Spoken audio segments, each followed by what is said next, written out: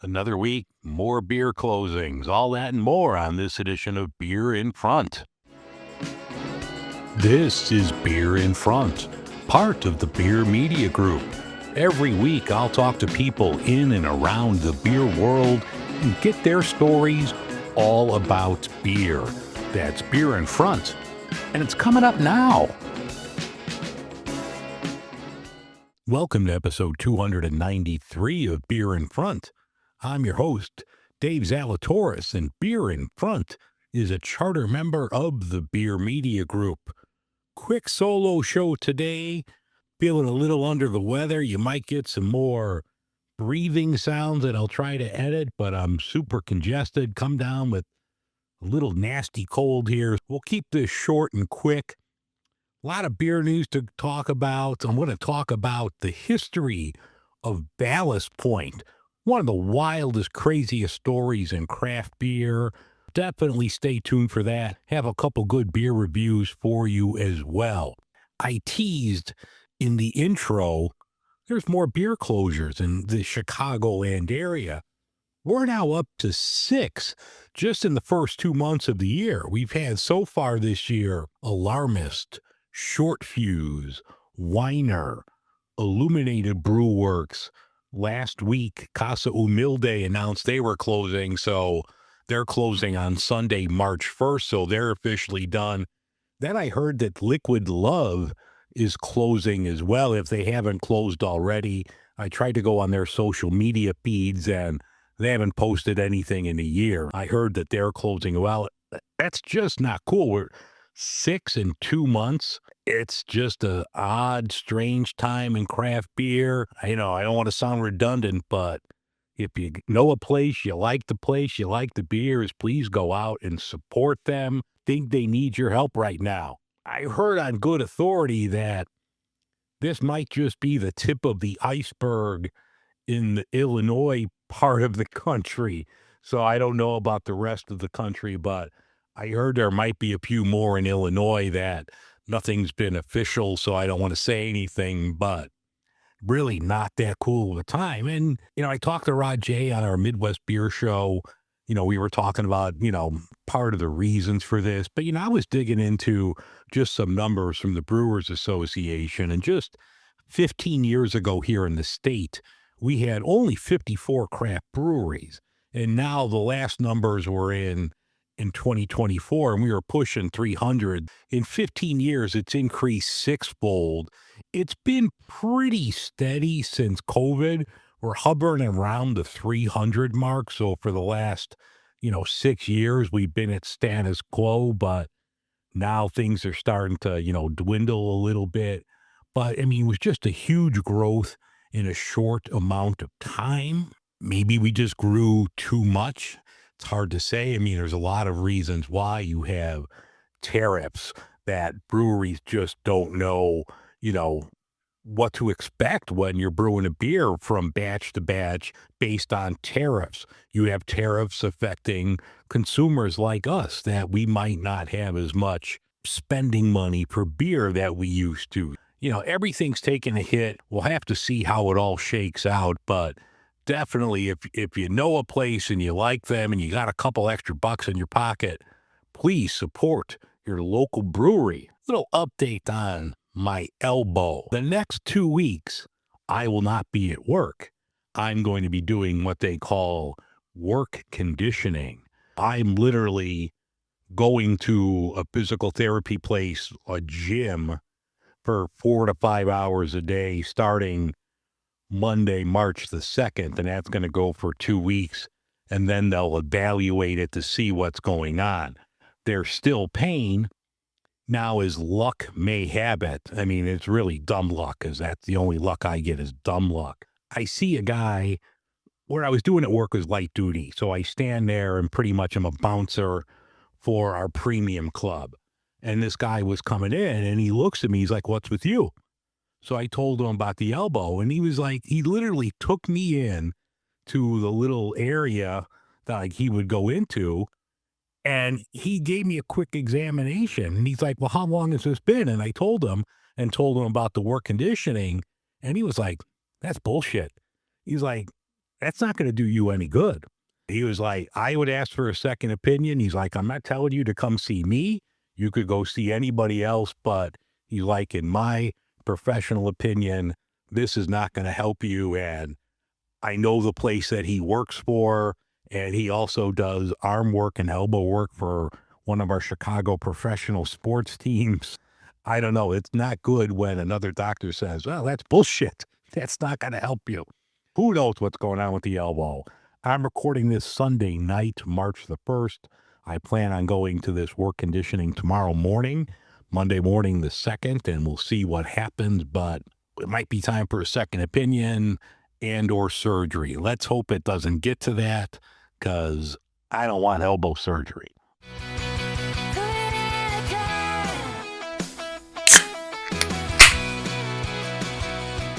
In beer and beverage news, it's fitting that on the episode that I'm talking about, Ballast Point, news came out today that BrewDog has been acquired by Tilray for not that much money. It was once valued at around 2 billion pounds, and it was sold today, or it was acquired today, at only $40 million. Tilray showing up.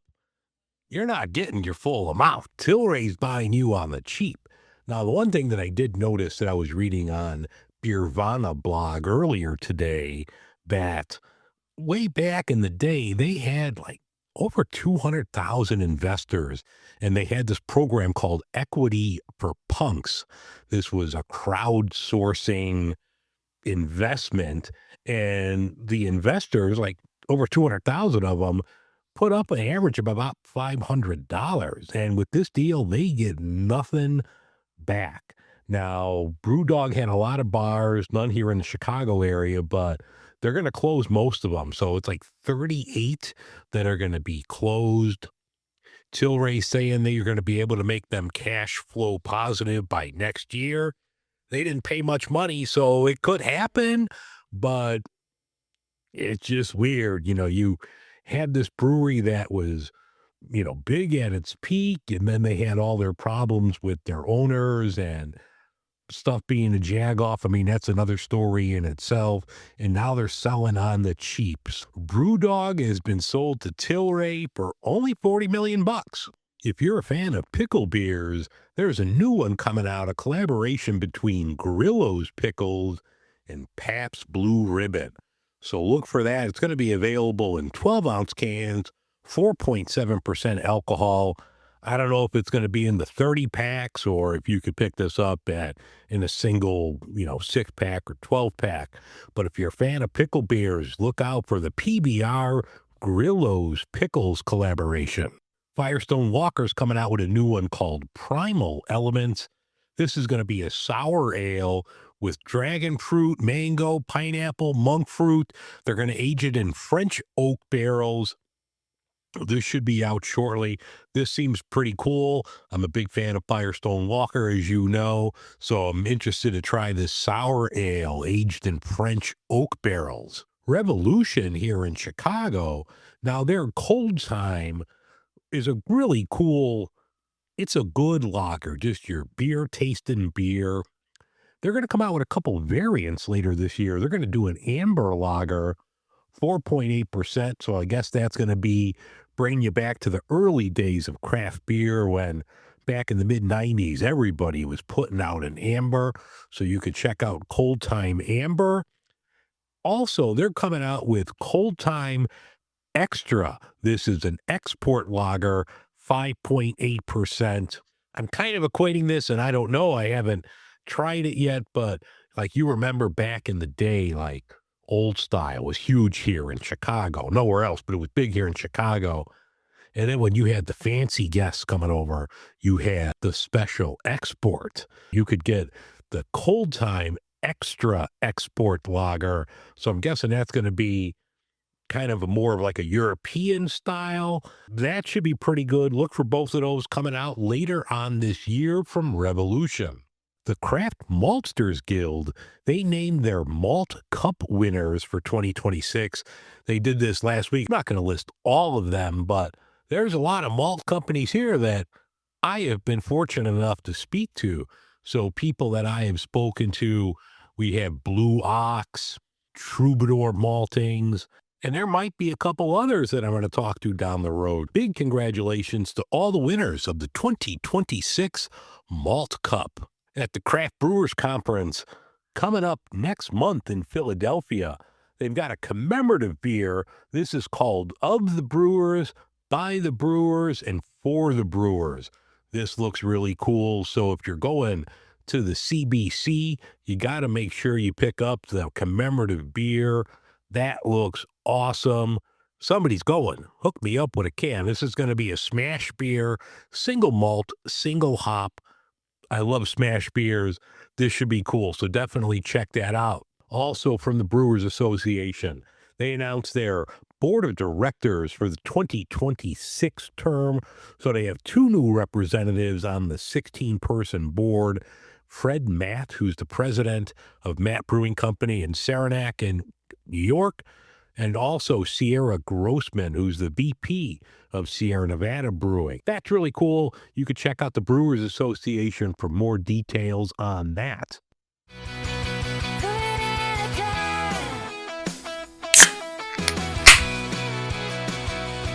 All right.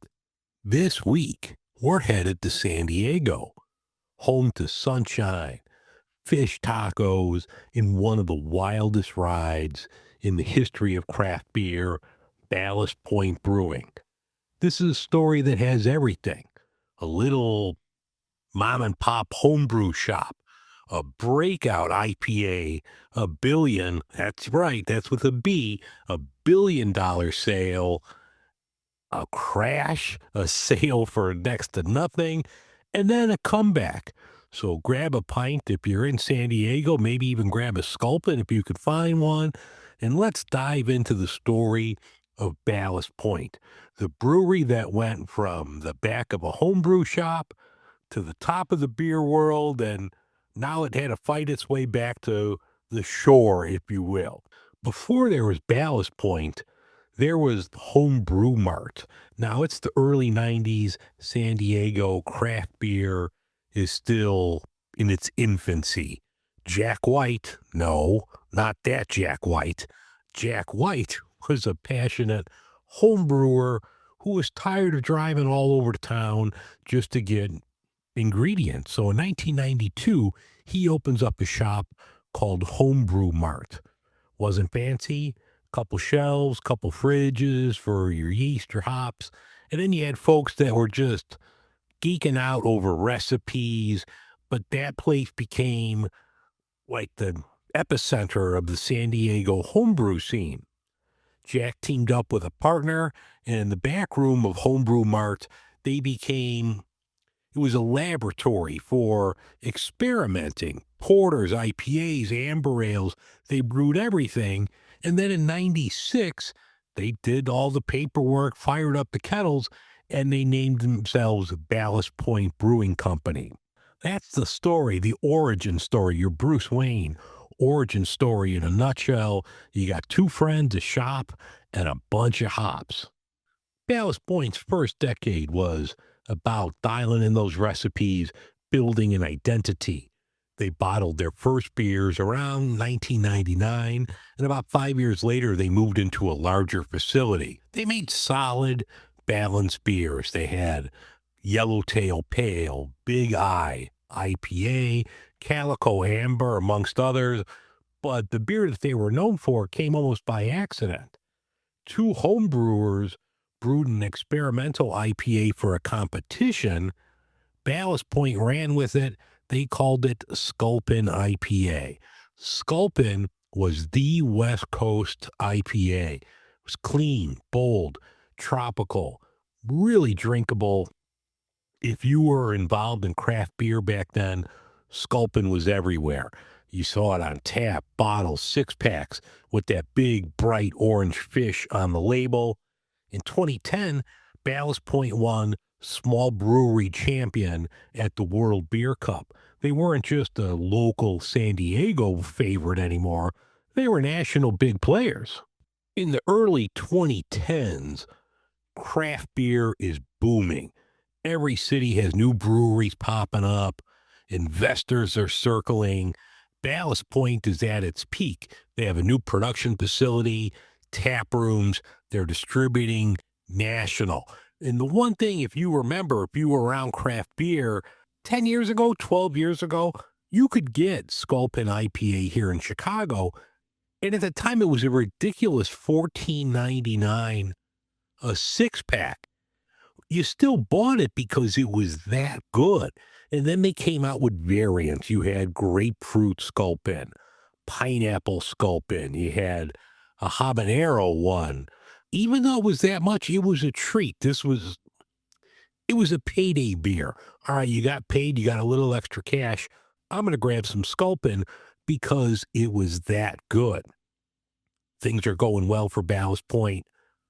Then Constellation brand, the folks behind Modelo, Corona, they're buying Ballast Point for $1 billion with the B. It's the largest sale in craft beer history. For some people, it was validation that craft beer had arrived. For others, it was the day craft beer lost a little bit of its soul. I can't fault the owners for selling. I can't fault anybody for getting the bag.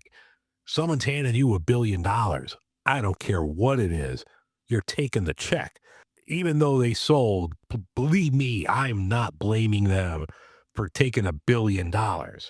You see beer forums and back then beer Twitter, and people were saying they were selling out. But, that's crazy money. Nobody is turning down $1 billion. But that's kind of where the tide turned. When they sold, that was right at the start of the New England hazy IPA growth. It was just starting, and then hazies are everything. Your Sculpin, which is just a West Coast IPA, suddenly that looked dated compared to what's going on out there. The founders left after Constellation took over, so you didn't have the soul of the brewery there anymore.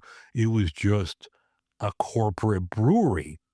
A lot of things added up to why Ballast Point wasn't making money anymore. They opened up that big facility here in Chicago, and after COVID hit, they closed.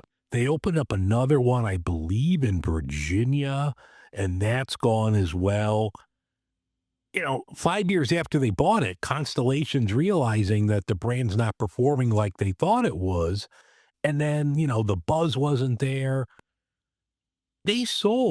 Constellation sold in December of 2019 to a place, and I'm in Chicago. I'm in Illinois. The company was a small Chicagoland brewery called Kings and Convicts. No one here ever heard of Kings and Convicts. You had to be a king, a convict, or their mother to have heard of this place. No one heard of them. They didn't sell it for $1 billion again. It sold for some ridiculously small amount of money. Constellation just wanted to cut bait. Kings and Convicts, they had some flashy investors, but it wasn't like huge corporate backing. But they had a love for Ballast Point. They brought the brand back home, reopened Homebrew Mart. They, refreshed the art. They focused more on local.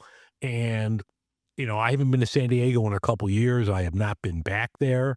It was always a great spot. Their tap rooms are great. Their beers were great. I know the next time I go, I do want to hit up Ballast Point again and see if it's still a great beer, a great spot. It wasn't just Sculpin. They had Victory at Sea, if you remember those. Those were fantastic. Everything they put out was great. They did some great sour. Just a wild, crazy story. They're not dominating the national conversation, but they're independent again, and hopefully things are going well for Ballast Point. But it's a story, it's a masterclass on how fast the beer world can change. You were a homebrew shop to $1 billion corporation and back to independent roots under new owners. It's a life cycle in just one company. growth is exciting, but culture is everything. You could scale production up, but you can't mass produce your soul. So I hope that's a lesson to other breweries. But like I said before, someone's handing you $1 billion. Someone wants to buy this podcast. Oh, it won't take $1 billion. It'll take a lot fewer zeros than that, but never going to blame anyone for taking the bag. But, every pint has a story. Sometimes it's bigger than you think. If you can still get Ballast Point, let me know what you think about it.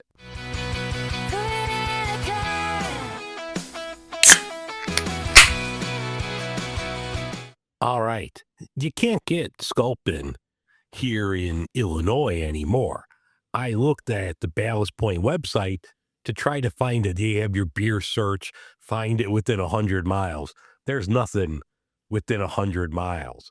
But I did the beer 5 years ago, back in 2021.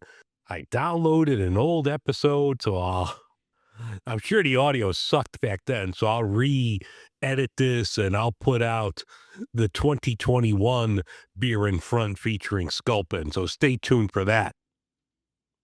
The beer in front this week is a classic from Ballast Point. This is their Sculpin IPA. Oh, this is still a really good beer. It has a great color to it, nice, wonderful color. The aroma hits you. You really get the hop. You pick up the hops in the aroma.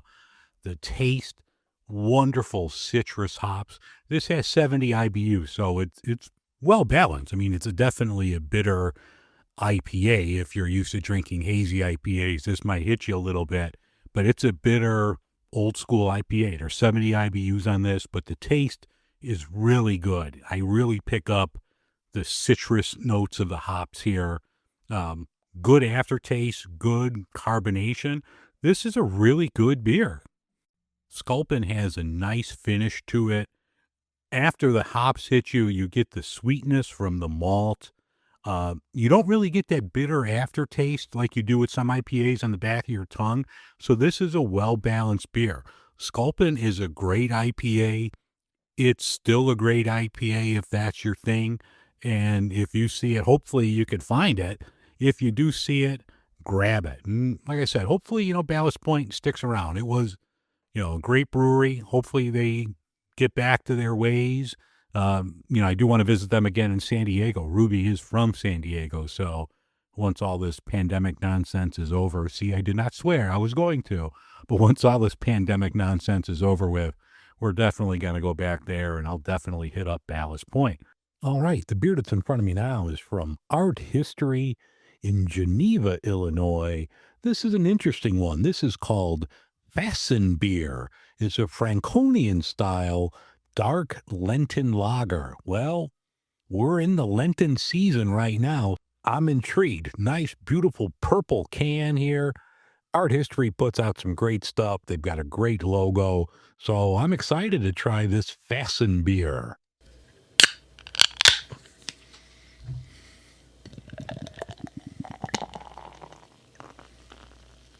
Really nice, dark color, not like dark black like stout, but nice dark malt here.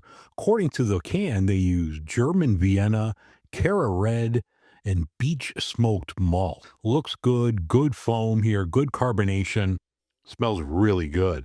I get a lot of that caramel malt, a lot of sweetness from the malt. Smells really good. It's really nice. Good flavor on that. A lot of sweetness from the malt. Got a little tang at the end of it.